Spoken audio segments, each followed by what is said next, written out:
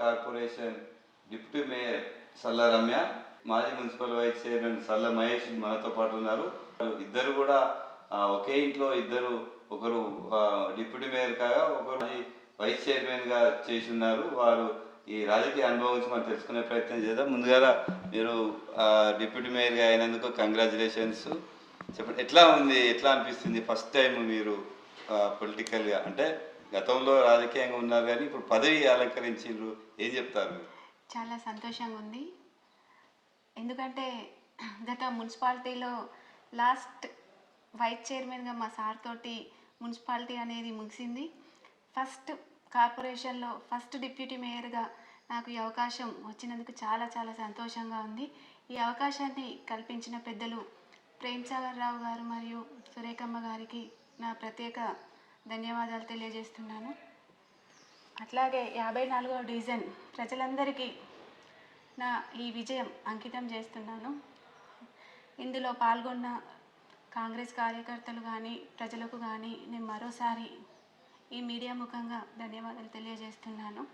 అంటే 54వ డివిజన్లో మీరు అంటే గతంలో ప్రజల్లోకి వెళ్ళారు, కానీ ఈ టైంలో మీరు ప్రజల్లోకి వెళ్ళినప్పుడు ఎట్లాంటి స్పందన వచ్చింది? ప్రజల నుంచి మీరు ఏమో అనుకున్నారు, వాళ్ళ ఆదరణ ఎట్లా ఉంది అంటే ఏం చెప్తారు? అంటే గత 5 సంవత్సరాల్లో మా సార్ వైస్ చైర్మన్గా పనిచేశారు కాబట్టి ఇక్కడ అభివృద్ధి కార్యక్రమాలు కూడా, అంటే వార్డులో అభివృద్ధి కార్యక్రమాలు చేశారు. కొత్త వాడగా ఏర్పడిన కాలనీకి కానివ్వండి, పారిశుద్ధ్యం కానివ్వండి, మౌలిక సదుపాయాలు ఎక్కడెక్కడ అవసరమో స్ట్రీట్ లైట్స్ కానివ్వండి, అట్లాంటివి కొంత మేరకు, అంటే కొద్దిగా ఎక్కడైనా సమస్యలు ఉండొచ్చు కానీ చాలా వరకు, అంటే 80-90% వరకు మేము మా సార్ పనులు చేస్తూ వచ్చారు. వాళ్ళలో ప్రజలలో కూడా చాలా మంచి స్పందన లభించింది. ఇప్పుడు వారి స్పందన వల్లనే మేము ఈ పొజిషన్లో ఉన్నాము.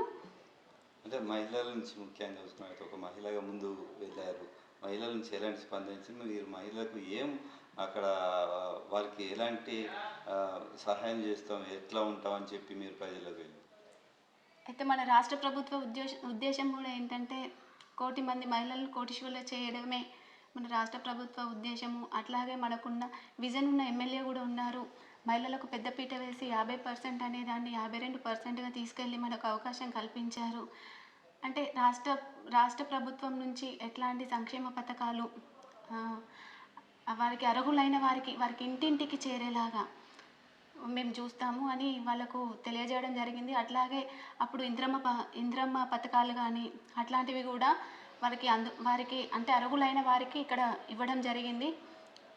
మాజీ వైస్ చైర్మన్గా సుదీర్ఘ రాజకీయ అనుభవం కలిగింది ఎమ్మెల్యే ప్రేమ్ సాగర్ రావుకి అత్యంత సన్నిహితులుగా, వారి శిష్యులుగా వారు వెంట ఉండి వారిని ఎమ్మెల్యే చేసిండ్రు. ఎమ్మెల్యే కాకముందు 10 సంవత్సరాలు వారితో పోరాటం చేసిండ్రు. వారంటే ఎంత అభిమానమో, వారి పేరు మీ చేతి మీద పచ్చబొట్టు పొడిపించుకొని చూపెట్టిన ఘనత మీకుంది. ఎందుకు సల్ల మహేష్ అంటే ఎమ్మెల్యే ప్రేమ్ సాగర్ అంత నమ్మకం? ముందుగా డిప్యూటీ మేయర్గా మా భార్యను ఎన్నిక చేసేందుకు గౌరవ ఎమ్మెల్యే ప్రేమ్ సాగర్ గారికి, అదేవిధంగా మా మాజీ డీసీసీ అధ్యక్షుడు సురేఖ గారికి నా ప్రత్యేక కృతజ్ఞతలు. తలవంచి శిరస్సు నుంచి వారికి ఎప్పుడు వారింటి చిరకాలం వారింటి ఉంటారని ఈ యొక్క మీ వీడియో తెలియజేయడం జరుగుతుంది. ఎందుకంటే అవి చాలా అపారమైన అభిమానం నాకు.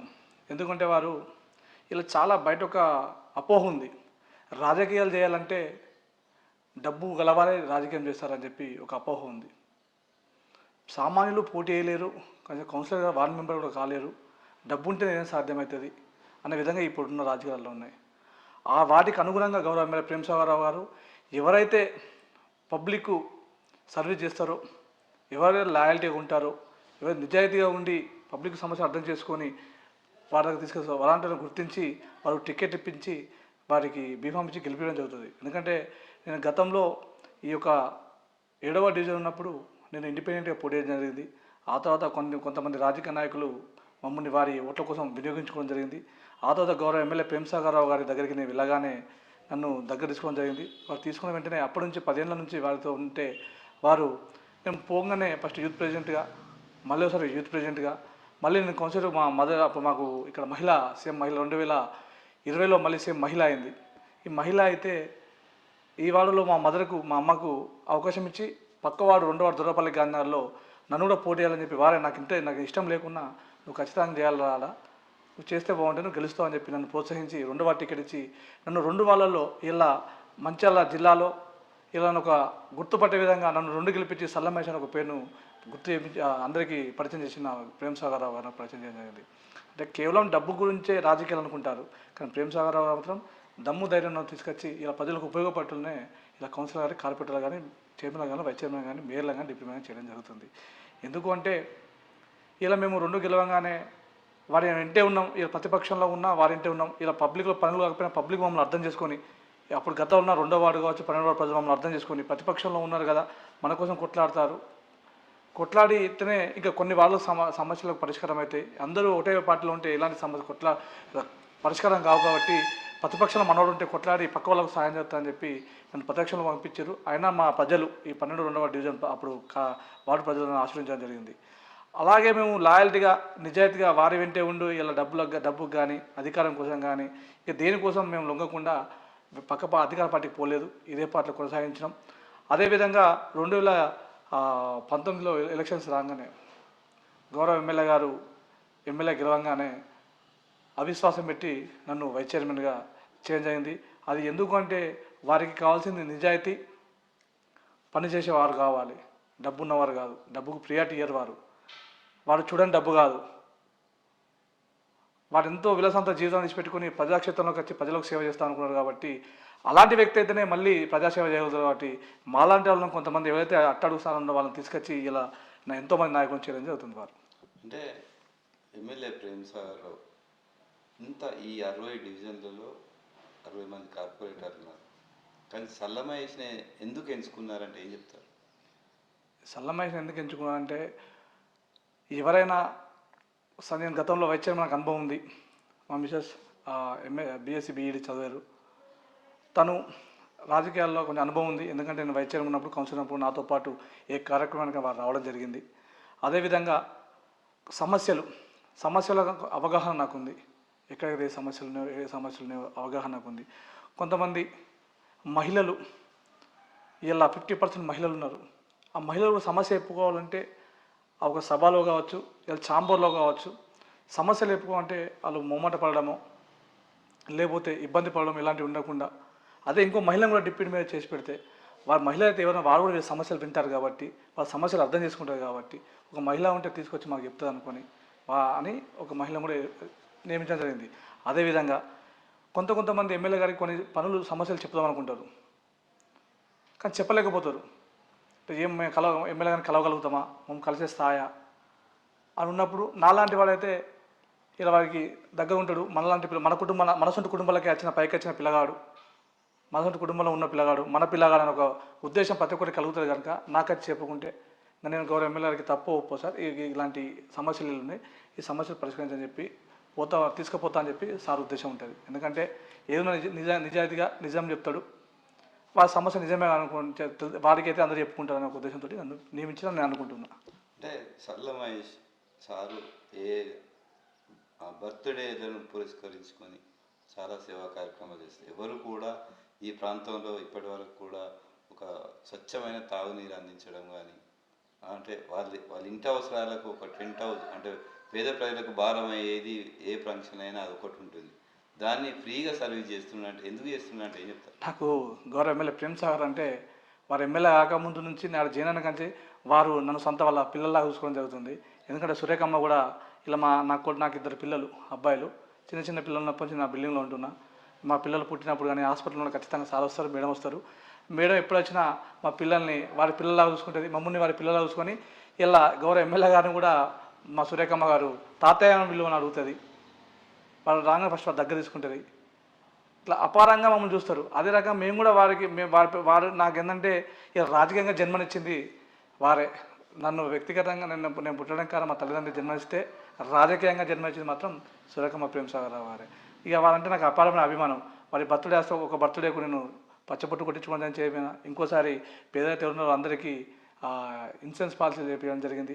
అదేవిధంగా అంతకుముందు బర్త్డేకు నేను చాలా సందర్భాలు చూసిందంటే చిన్న ఫంక్షన్లకు ఇబ్బంది పడుతున్న పేదవాడిని చాలా ఇక్కడ చూడడం జరిగింది. ఎందుకంటే మా దగ్గర కూడా కొంచెం పేదవారు ఉన్నారు కాబట్టి నేను చూడడం జరిగింది. ఇలా వినాయక చవితులు కావచ్చు, అమ్మవారిది కావచ్చు, ఇళ్ళ ఫంక్షన్లు అయితే కావచ్చు, నేను చాలా చూసిన, దగ్గర నుంచి చూసిన.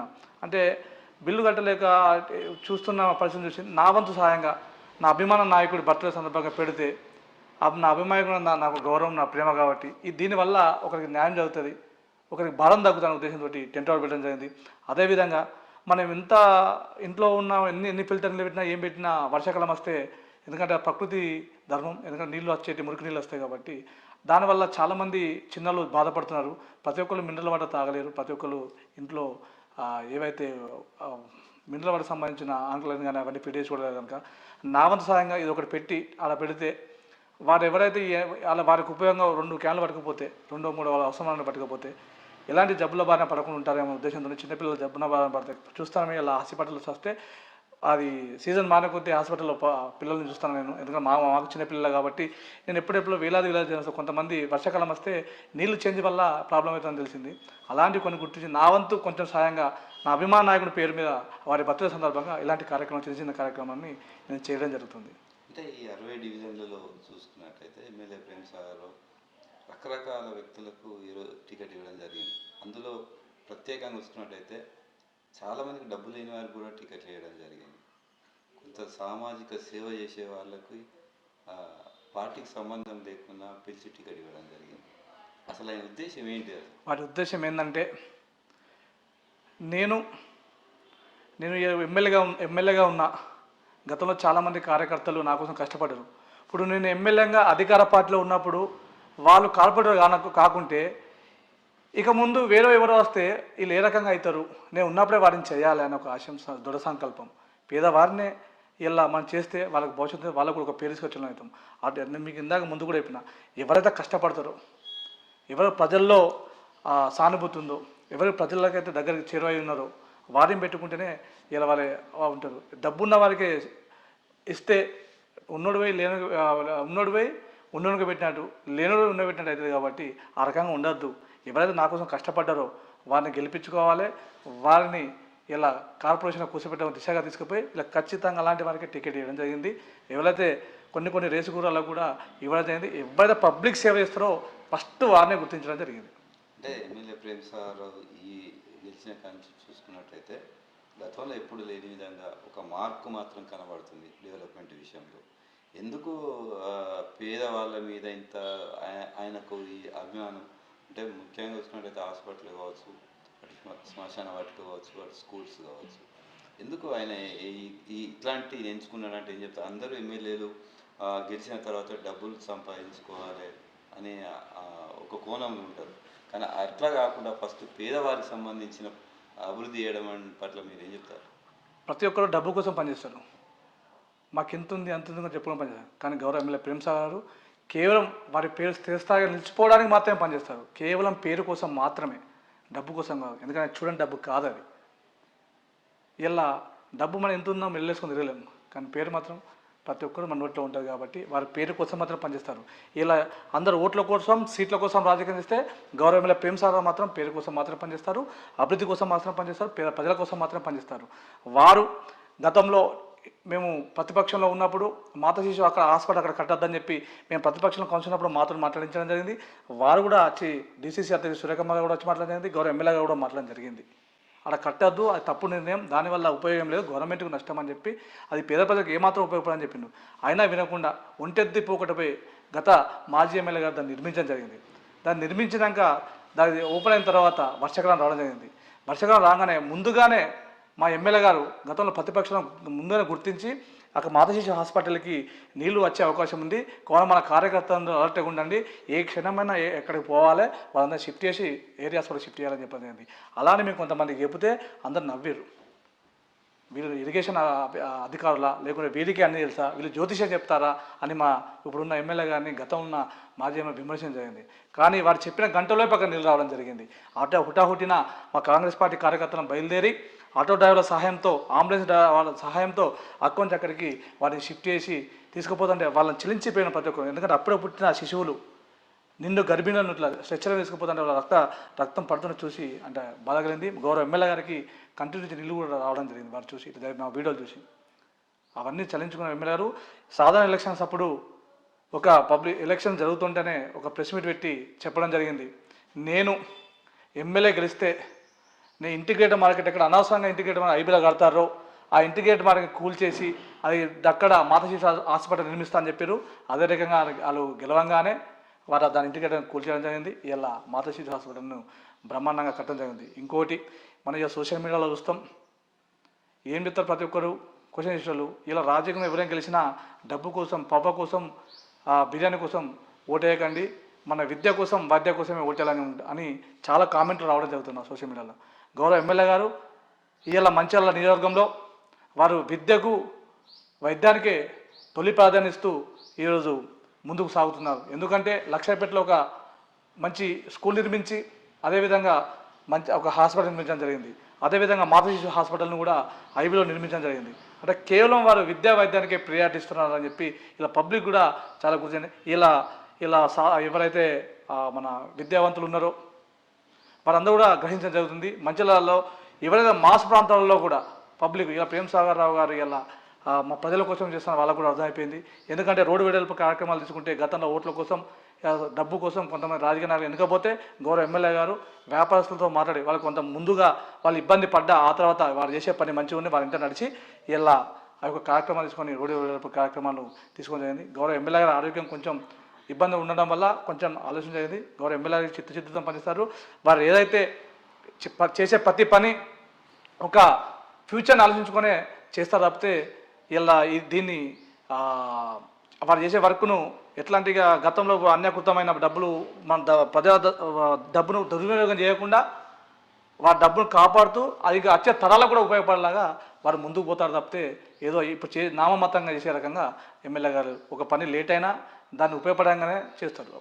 అంటే ఈ మంచిర్యాల కార్పొరేషన్లో మొట్టమొదటి డిప్యూటీ మేయర్గా ఎన్నుకున్నారు. ఈ డిప్యూటీ మేయర్ పదవిని అనుసరిస్తూ ఈ 60 డివిజన్లో ఎలాంటి అభివృద్ధి చేయబోతున్నారు, మీ ప్రణాళిక ఎలా ఉండబోతుంది? ఒకటే లోతట్టు ప్రాంతాల్లో ఎక్కడైతే నీళ్ళ సౌలభ్యం మనిషికి ఫస్ట్ కావాల్సింది ఏంటి అంటే నీరు. ఎందుకంటే వాళ్ళు లేవగానే మనం ఏ వ్యక్తి అయినా మనం మొదట నీరుతోటే మొహం కడుక్కోవాలన్నా ఇలా ఏం చేయాలన్నా నీరుతోటే. ఆ నీరు అనేది ప్రతి ఇంటికి గంటసేపు అందించాలని ఎమ్మెల్యే ప్రేమ్ సాగర్ గతంలోనే వారు గెలవగానే పెట్టారు. అలాంటి కొన్ని ప్రాంతాలు కొత్తగా డెవలప్ అయిన ప్రాంతాలు, ఎత్తుగడ్డ ప్రాంతాల్లో కొన్ని పోవడం లేదు కాబట్టి అలాంటి ప్రాంతాలను గుర్తించి ఫస్ట్గా వారికి నీరు ఇద్దామని ఆలోచనలో ఉన్నాం.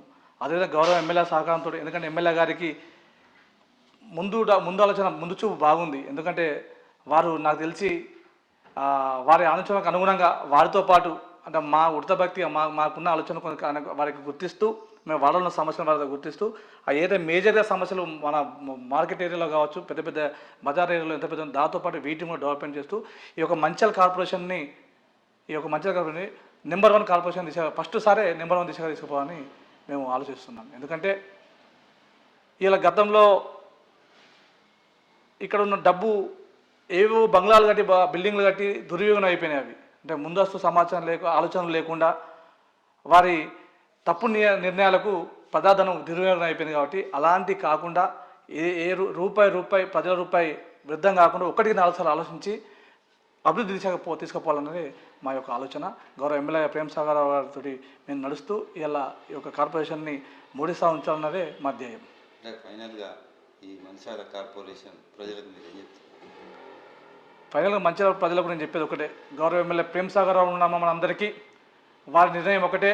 వాళ్ళ డబ్బు కోసమో అధికారం కోసమో పనిచేయడం లేదు. వారు మన పేద ప్రజల, మన మంచిర్యాల ప్రజల అభివృద్ధి ధ్యేయంగా. ఎందుకంటే ఇక్కడ యువకులు చాలామంది ఉన్నారు. వీళ్ళ యువకులు ఎక్కడెక్కడో పోయి ఇలా తల్లిదండ్రులకు దూరంగా ఉండి ఇలా ఎక్కడో కొలువులు చేయడం జరుగుతుంది.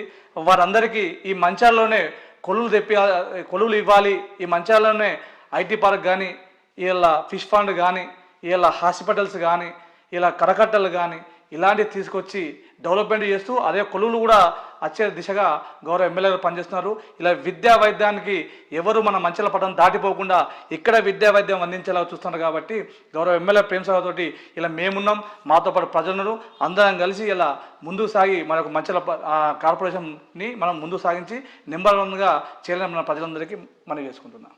Okay, thank you. మొత్తానికి ఎమ్మెల్యే ప్రేమ్ సాగర్ రావు ఒక డబ్బున్న వ్యక్తికే కాదు, పేదవారికి కూడా వారిని ఒక స్థాయి రాజకీయంగా ఎదుగుదలకు కృషి చేస్తారనే దానికి నిదర్శనమే సల్ల మహేష్ రమ్య.